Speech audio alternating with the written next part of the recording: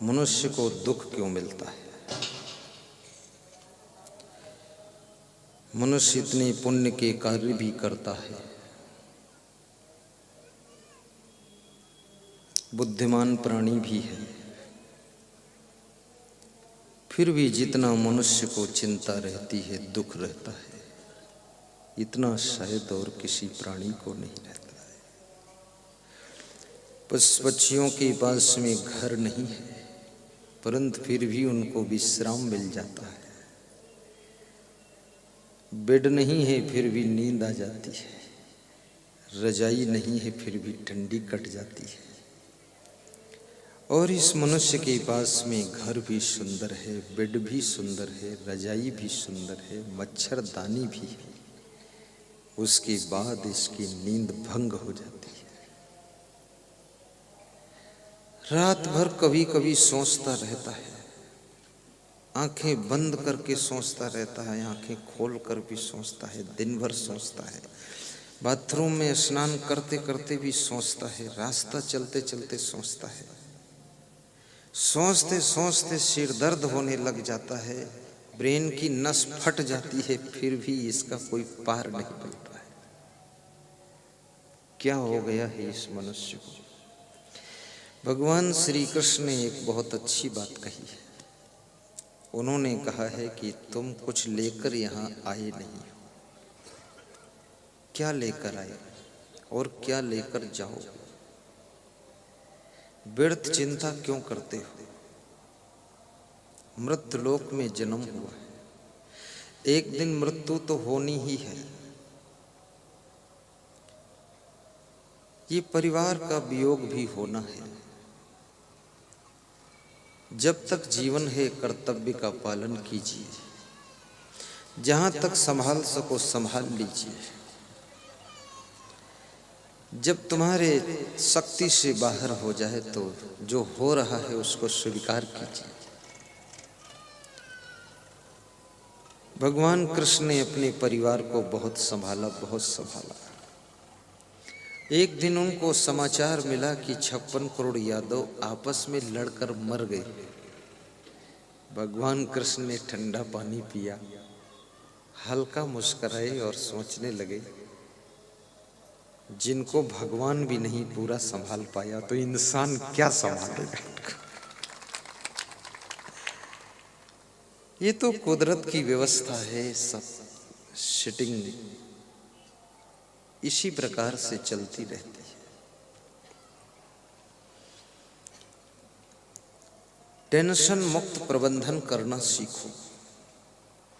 बड़ी बड़ी फैक्ट्रियां चलाओ, बड़ी बड़ी फैमिलियों को संचालित करो, बड़े बड़े आश्रमों का नेतृत्व करो, लेकिन अपने आप को समझा लो कि ये सब खेल, आंख खुली है तब तक है, आंख बंद हो जाएगी मेरे लिए खेल खत्म हो जाएगा।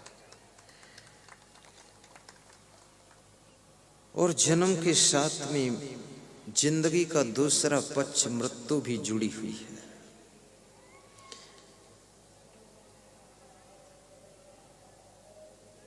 कब कहां जीवन की शाम हो जाए किसी को पता नहीं। क्या भरोसा है इस जिंदगी का? साथ देती नहीं है किसी का, क्या भरोसा है इस जिंदगी का?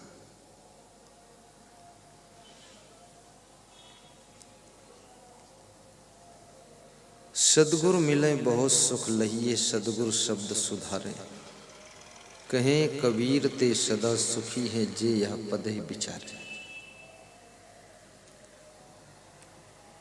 तुलसीदास ने भी एक बहुत अच्छी बात कहा है कि मानुष तन सदगुरु मिलब, मोक्षम इच्छा होए,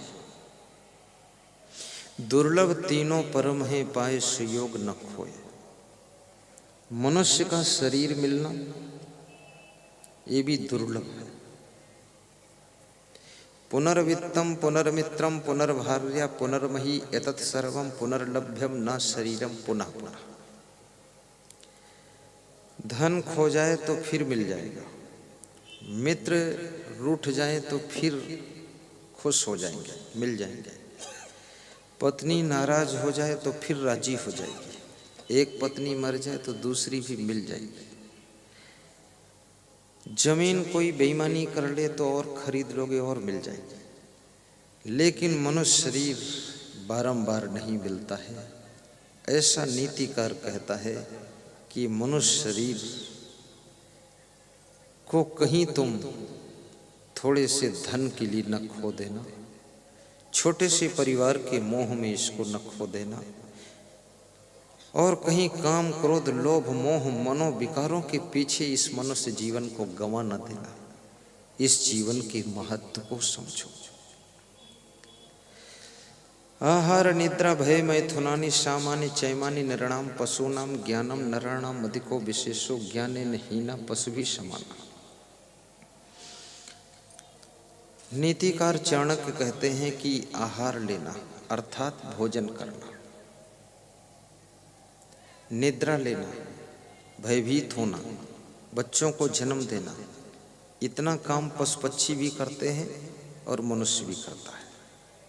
हर मनुष्य भयभीत है, कहीं मेरा बच्चा न मर जाए, कहीं मेरी गाड़ी चोरी न हो जाए। हुआ कुछ नहीं, पर उसके अंदर संदेह है, हो भी सकता है, हो भी जाता है। बहुतों के साथ हुआ भी है, तुम्हारे साथ नहीं हुआ अच्छा है, पर पहले से डरे हुए हो कि कहीं ऐसा ना हो जाए, डर लगता है। तो नीतिकार कहता है ये डर भी स्वाभाविक है। पशुओं को भी डर है, पंछियों को भी डर है, और मनुष्यों को भी डर है, और सबसे बड़ा डर तो प्राणियों से ही है। मनुष्य को मनुष्य जितना डर दिखाता है, इतना कोई और डर नहीं दिखाता है। अभी मैं किसी गांव में था, शेमला गांव, डिस्ट्रिक्ट झालावाड़, राजस्थान। तो वहाँ एक सज्जन के यहाँ पधरौनी गया। तो पधरौनी से जब विदा हुआ तो उन्होंने कहा, इस मेरे छोटे भाई को समझा दो आप। तो हमने कहा क्या है? बोले ये अपनी पत्नी को रोज डरवाता है कि ज्यादा कुछ कहोगी तो साधु बन जाऊंगा। तो उसकी पत्नी ने कहा, इसको थोड़ा समझा दो मेरे पति को, 20 साल हो गए हमको धमकी देता है साधु बन जाऊंगा, और जब बोलता साधु बन जाऊंगा तो मैं डर जाती हूँ, मैं चुप हो जाती हूँ, ये गांजा पीता रहता है। और कुछ नहीं बोलती हूँ, गांजा पीता रहे तो कभी नहीं बोलता साधु बनूंगा। तो मैंने कहा ये धमकी देने वाले लोग साधु नहीं बन सकते। जो गांजा नहीं छोड़ सकते हैं वो इतना बड़ा मनोविकार विषयों का काम वासना को कैसे छोड़ सकते हैं? गांजा भांग अफीम चरस बीड़ी सिगरेट पीने वाले इन व्यसनों को जो ना छोड़ सके, मन बस में करना क्या जाने, वो मन कैसे बस में करेंगे? छोटा सा गांजा नहीं छूट रहा है और धमकी देता है कि सब पत्नी परिवार छोड़ दूंगा। मैंने कहा इसकी झूठी धमकी है, इसको तुम डांट डपट के सुधारो सब लोग। तो मैंने उससे पूछा, सच में साधु बनना चाहता? तो मैं आया हूँ, चल मेरे साथ। अरे बोले मैं तो जिंदगी में साधु नहीं बनूंगा। अब साधु क्या बनेगा? साधु बनना बहुत सुखद है, साधु में सुख है, और इसी सुख शांति के लिए मैं भी साधु बना हूँ।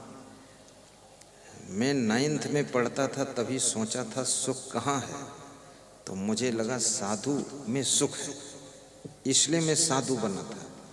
लेकिन साधु में एक विशेष बात है, खाली कपड़ा पहन लेने से साधु नहीं बनता कोई, कि पगड़ी बांध लो और पहन लो और ऐसा सोच लो।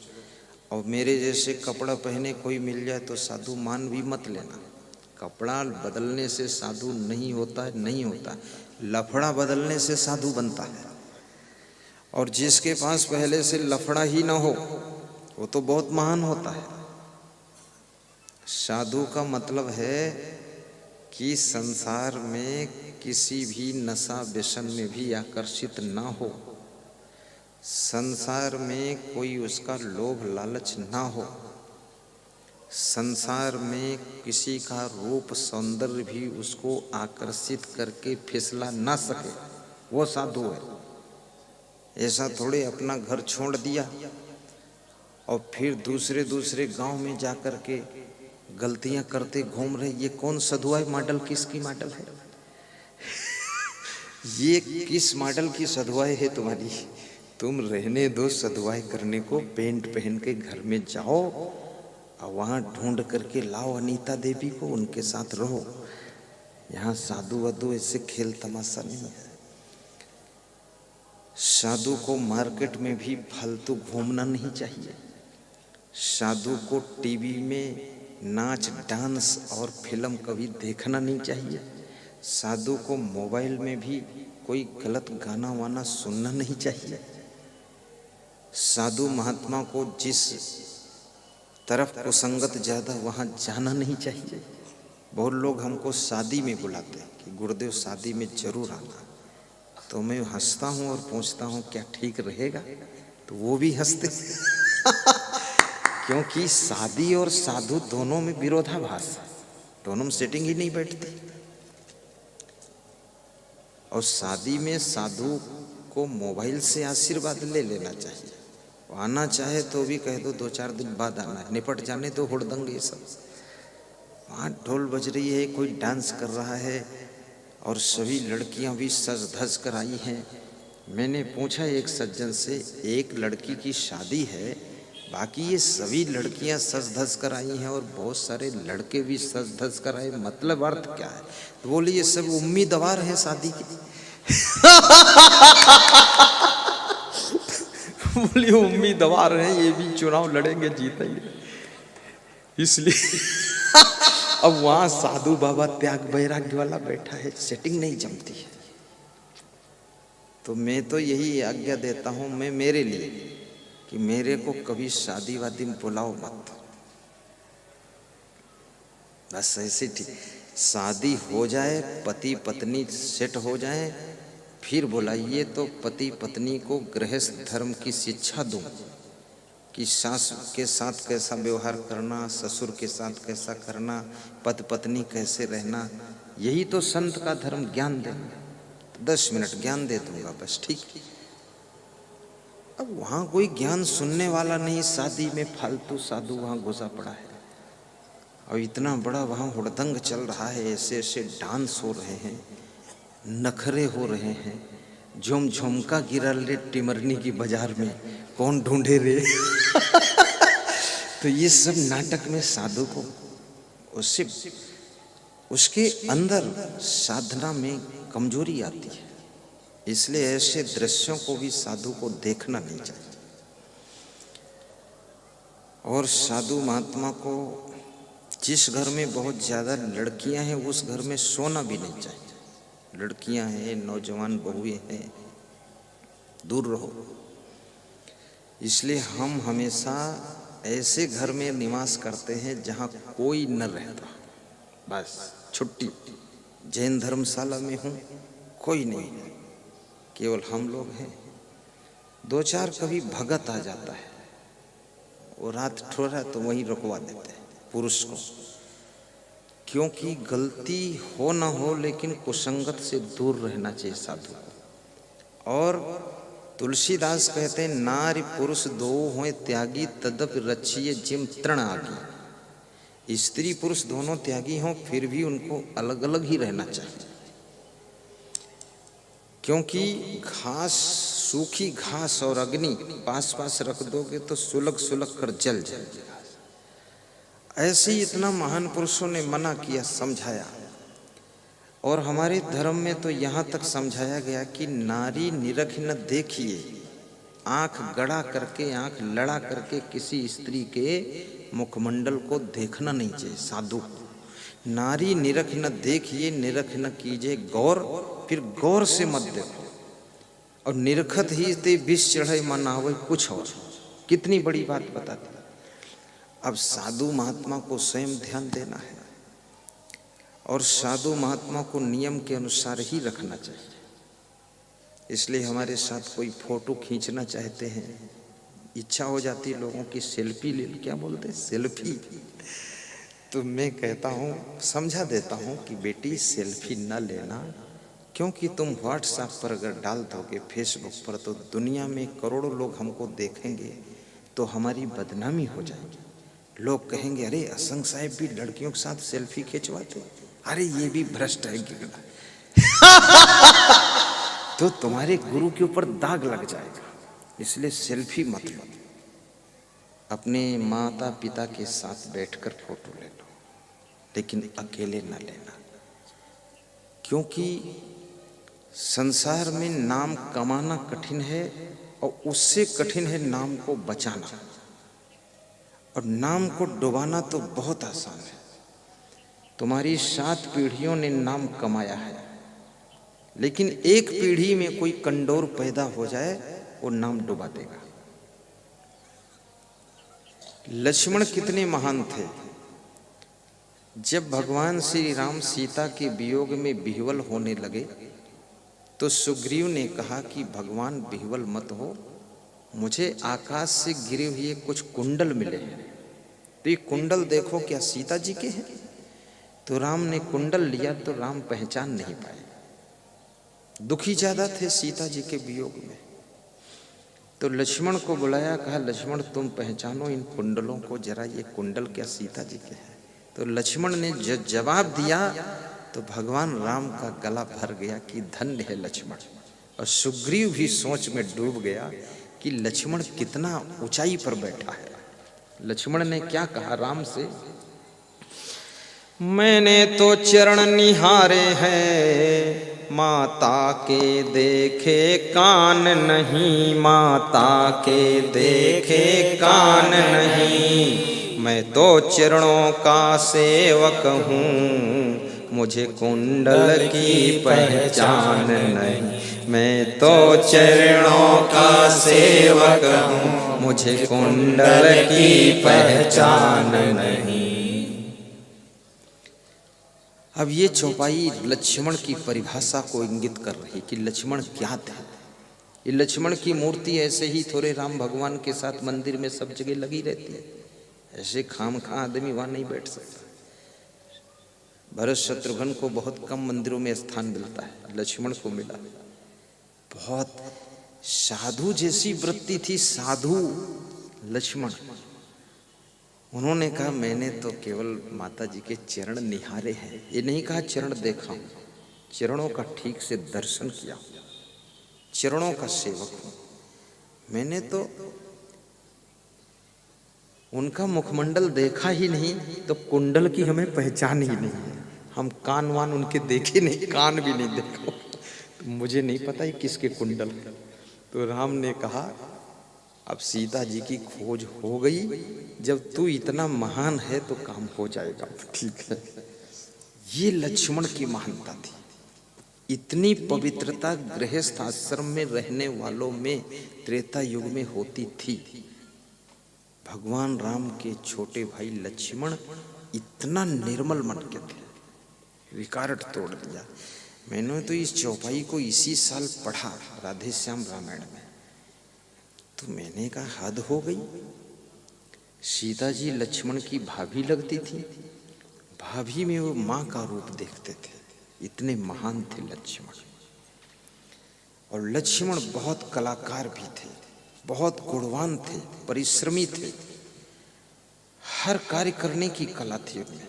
नाव भी खेल लेते थे, झोपड़ी भी बनाना आता था, कुटिया बनाना आता था, लकड़ी काट लेते थे, पेड़ों पे चढ़ जाते थे, जंगल से सब लकड़ी ले आते थे, भोजन भी बना लेते थे। जिस आदमी में सभी कार्य करने के गुण होते हैं, वो उसके मन में जो लक्ष्य का उसने चुनाव किया है, वो लक्ष्य उसका बहुत जल्दी पूरा होता है। लक्ष्य मन का अर्थ यही है, तुम्हारे मन में जो लक्ष्य है उसको पूर्ण करने की शक्ति आपके समस्त गुणों के द्वारा ही पैदा होती है।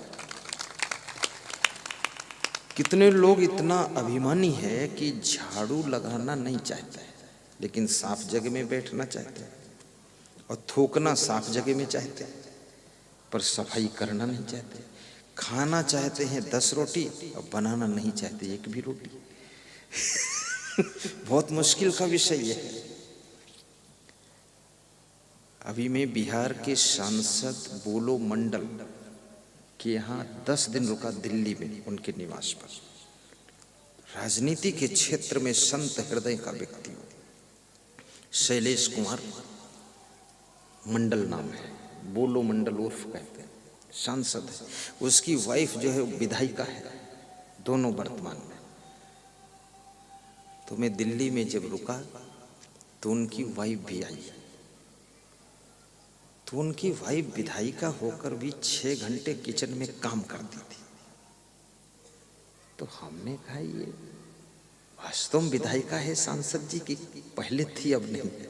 बोले अभी है वर्तमान में। तो हमने कहा ये तो बहुत काम करती है। बोले ये इसका क्षेत्र मेरा क्षेत्र एक ही है, तो इसका विधायक का काम मैं ही कर डालता हूँ क्षेत्र में, और ये पूरा किचन उचन संभालती है। इसको आना नहीं था, लेकिन ये सिर्फ संत मंडली आई है इसलिए भोजन व्यवस्था बिगड़े ना, इसलिए डील करने आई है। झाड़ू लगाना, पोछा लगाना, मेहनत करना, और खाने के नाम पर वो लैया मुरमुरा होता ना, वो चावल का, वो शाम को 2 मुट्ठी चबा लेती थी, वो खाती नहीं और सबके लिए बना देती। तो हमने कहा ये खाती भी कम है। और मैं 10 दिन रहा, उसने 1 मिनट मुझसे बात नहीं किया। व्यवस्था सब देखना। तो हमने पूछा माताजी तुमने बात नहीं किया?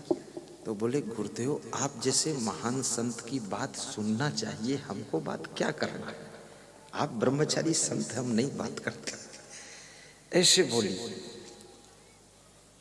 सांसद ने कहा गुरुजी शांति के लिए सांसद बनना जरूरी थोड़े है।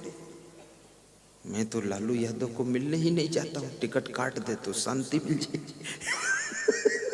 तो हमने कहा टिकट मिला कैसे? बोले हमको तो खुद दिया उन्होंने, हम मांगने भी नहीं गए। और काट दे तो हम खुश हैं, कोई बात नहीं, और दे तो भी ठीक है, और हार जाए तो भी कोई बात नहीं, और जीत जाऊं तो भी ठीक है। तो हमने कहा इतना ज्ञान कैसे हुआ? बोले 2 बजे रात तक तुम्हारा प्रवचन हम सुनते रहते हैं यूट्यूब में। हम तो बहुत पुराने भक्त हैं आपके, लेकिन मिलन नहीं हुआ था। इसी साल मिले। राजनीति करो तो भी प्रवचन भी सुनो, और नशा व्यसन में मत डूबो। राजनीति थोड़े कहती दारू पियो, गलत काम करो। वो इलायची लौंग भी नहीं खाता है, और न किसी को बीड़ी देता है, न तमाकू। जो कोई आता है उसको 1 पीस मीठा का खिला देता है, बस कहता राम राम ठीक है। ऐसा नियम उसका।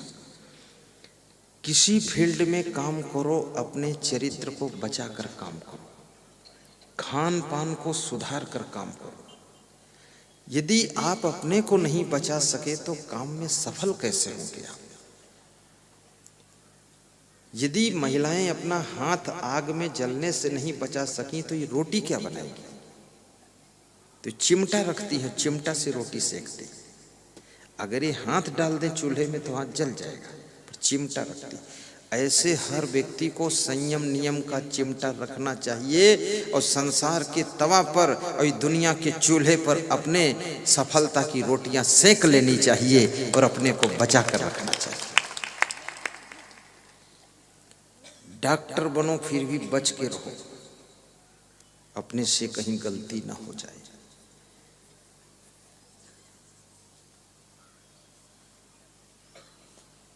और गलतियों से जो अपने आप को बचा लेता है, वह व्यक्ति कम मेहनत से कम समय में अधिक सफल होता है। नाव में एक छेद काफी है नाव को डुबाने के लिए। 1000 फूल कम है गला को सजाने के लिए, एक छेद काफी है नाव को डुबाने के लिए। एक अवगुण काफी है जिंदगी भर रुलाने के लिए, 1000 फूल कम है गला को सजाने के लिए। आपकी जिंदगी में दुख आता है तो आप झांक कर देखिए, कोई न कोई अवगुण होगा इसलिए दुख आया है, अन्यथा दुख नहीं आ सकता है। जीवन में जितने दुख दिखते सब निज दोषों के कारण ही, पर जिसको इतना ज्ञान ना हो वो दोष मिटाना क्या जाने। ये पथिक जी एक संत हुए हैं, उन्होंने पंक्तियां लिखी हैं।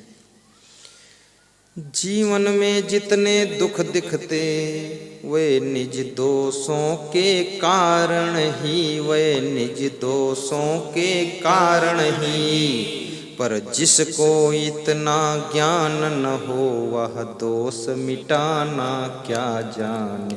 पर जिसको इतना ज्ञान न हो वह दोष मिटाना क्या जाने।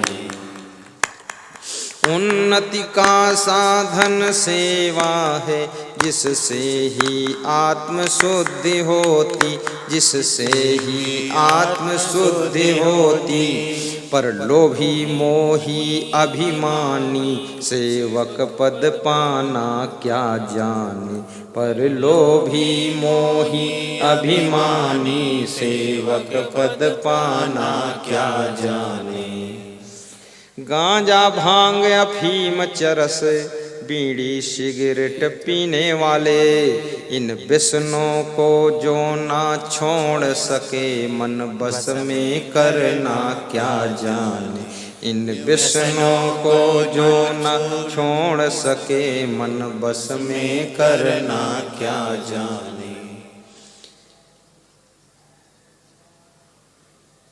जीवन में जितने दुख दिखते सब निज दोषों के कारण ही। कई को विधवा होना पड़ा तो क्यों? क्योंकि दूसरों के बहकावे में आने का उसके अंदर दोष था। ये भी बहुत बड़ा दोष है कि दूसरे के बहकावे में आ जाना, स्वयं विवेक न करना। और ना तो समाज में कई की कमी है, न मंथराओं की कमी है। स्त्रियों में भी मंथराएं रहती हैं और पुरुषों में भी मंथरा रहते हैं। एक दूसरे को बहकाने में ही उनको आनंद आता है। तुम्हारा घर ठीक ठाक चल रहा है, तुम्हारी मौसी आएगी वो बहका देगी तो गड़बड़ शुरू हो जाएगी। तुम्हारी भांजी आएगी वो कुछ डिस्टर्ब कर देगी।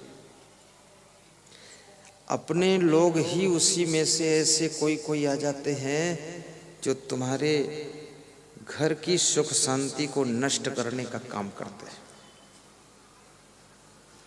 छोटे भाई को बहका दिया, उसका दिमाग बिगड़ गया, घर में झगड़ा शुरू, बंटवारा शुरू।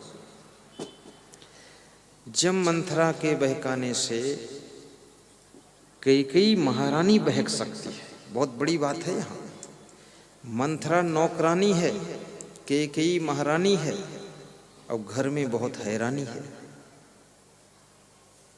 राजा दशरथ मंथरा और कैकेयी के समीकरण के बीच में परलोक गमन करते हैं। इसलिए बुद्धिमान व्यक्ति कभी किसी के बहकावे में नहीं आता है, स्वयं विवेक करता है कि हमें क्या करना उचित है और ये व्यक्ति हमको क्यों बहका रहा है।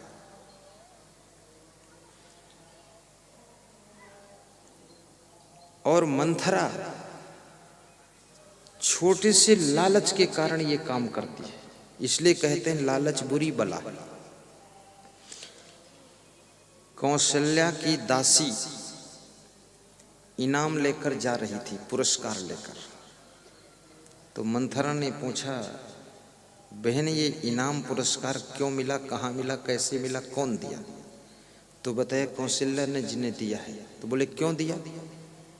बोले तुमको पता नहीं है, कौशल्या के राम का कल राज तिलक होगा, वो राजा बनेंगे। उस खुशी में हमको आज ही इनाम मिला है और कल फिर और मिलेगा। तो मंथरा ने सोचा, अगर मेरी कैकेयी का भरत राजगद्दी पर बैठता, उसका राज तिलक होता तो इनाम हमको मिलता। ये छोटे से इनाम का लालच, छोटी सी पुरस्कार की बात मंथरा के मन को बिगाड़ती है।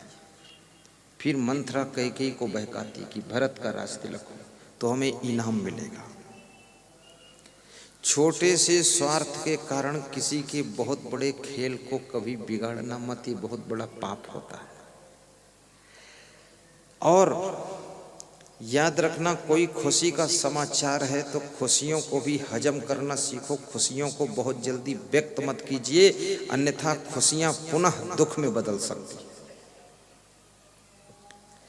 कौशल्या को ये समाचार मिला था राम का राज तिलक होगा, तो कौशल्या इस खुशी को अगर अपने आप में हजम कर लेती और किसी को इनाम न बांटती तो शायद ये लफड़ा आगे बढ़ता नहीं। लेकिन कौशल्या अपनी इस खुशी को जाहिर कर रही है।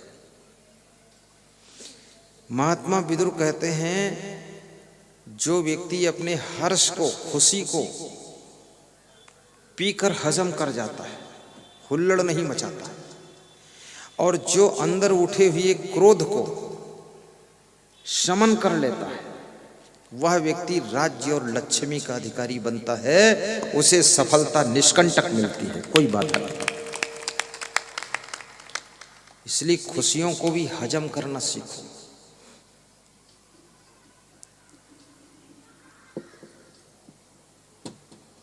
यो न सन्नियच्छति बेगम क्रोधः उत्थितम हर्षयो सा श्रियो राजनम भाजन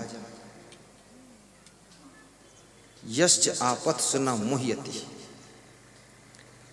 आपके अंदर क्रोध भी आ जाए तो भी उसको दूसरों को पता न चलने दीजिए, अंदर अंदर शमन कर लीजिए। अगर किसी को पता चल गया कि ये नाराज हो गए हैं तो याद रखना, उससे तुम्हारा ग्राफ गिरता है। लोग तुमको हल्का समझेंगे, लोग समझेंगे बहुत छिछला आदमी है, इसके अंदर जरा भी सहन शक्ति नहीं है, छोटी छोटी बात में तुनक जाता है, इस आदमी को कहाँ तक हम संभालेंगे। अरे भैया, इससे दूर रहो तभी ठीक है।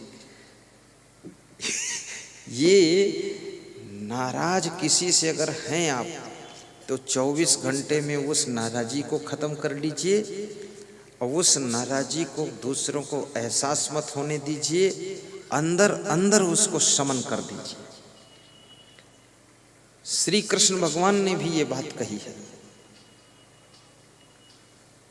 शक्नोति है यह सोढ़ुम प्राक शरीर विमोक्षणा काम क्रोधोद्भवम बेगम सह युक्ता स सुखी नरा। कृष्ण कहते हैं, मनुष्य के अंदर जो क्रोध उठता है, क्रोध, ये क्रोध साधारण चीज नहीं है। आप अपने घर में देख लो, परिवार में देख लो, समाज में देख लो, राजनीति में देख लो, जहां देखो वहां ये क्रोध बहुत खतरनाक काम कर रहा है। क्रोध में एक नेता पार्टी छोड़कर दूसरी पार्टी में जाता है, इस पार्टी से भी उसकी क्रेडिट खराब हो गई, और जिस दूसरी पार्टी में गया तो वो भी समझ गए जिस पार्टी में 20 साल रहा था उसको तो लात मार कर आ गया, यहाँ निंदा कर रहा उसकी, अब मेरी पार्टी में सिलेक्ट हुआ है तो ये नालायक एक दिन यहाँ से तुनक जाएगा तो फिर भाग जाएगा, तो वो तुमको रास्ता ही नहीं देंगे आगे बढ़ने का। तुम कहाँ नाराज हो रहे हो। इसलिए जिस पार्टी में हो लगे रहो, कभी चांस मिल जाएगा। उलझो मत इधर उधर। और पार्टी के हाई कमान के ऊपर क्रोध मत करो, उनको राम राम करते रहो, जय श्री राम, जय सिया राम बोलते रहो, नमस्कार। क्रोध के साथ में भी विवेक की बहुत बड़ी आवश्यकता है।